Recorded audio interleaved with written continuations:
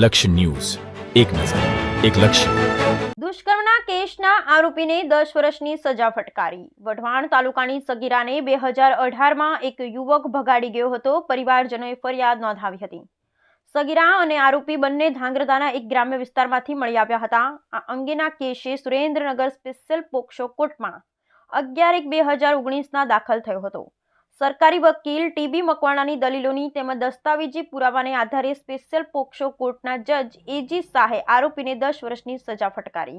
આરોપી રાકેશ ઉર્ફે ભેલુડો હકાભાઈ કોડિયા આજરોજ સુરેન્દ્રનગર સેશન્સ કોર્ટની સ્પેશિયલ પોસ્કો કોર્ટની શાહ સાહેબની કોર્ટમાં જોરાવનગર પોલીસ સ્ટેશનના 2019માં બનેલ પોક્સોના બનાવમાં કામે આરોપી રાકેશ ઉર્ફે ભેલુડોને તકસીરવાર ઠેરાવી નામદાર કોર્ટે પોક્સો એક્ટની કલમ અને IPC 377માં 10 વર્ષની સખત કેદની સજા અને દંડની હુકમ કરેલું છે અને ભોગ બનનારને 1 લાખ રૂપિયા વળતર કાનૂની સહાયમાંથી ચૂકવવાનો હુકમ કરેલો છે.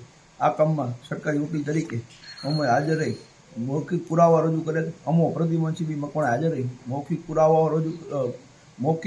પુરાવા અને દસ્તાવેજી પુરાવા રજૂ કરેલ, જેને પુરાવાને સાબિત માની નામદાર કોર્ટે ઉપરોક્ત મુજબનો હુકમ ફરમાવેલ છે અને આરોપી રાકેશ ઉર્ફે ભેલુડોને જોરાવનગર પોલીસ સ્ટેશનના પોક્સોના ગુનામાં 10 વર્ષની સજાનો હુકમ ફરમાવી દંડનો હુકમ કરેલો છે.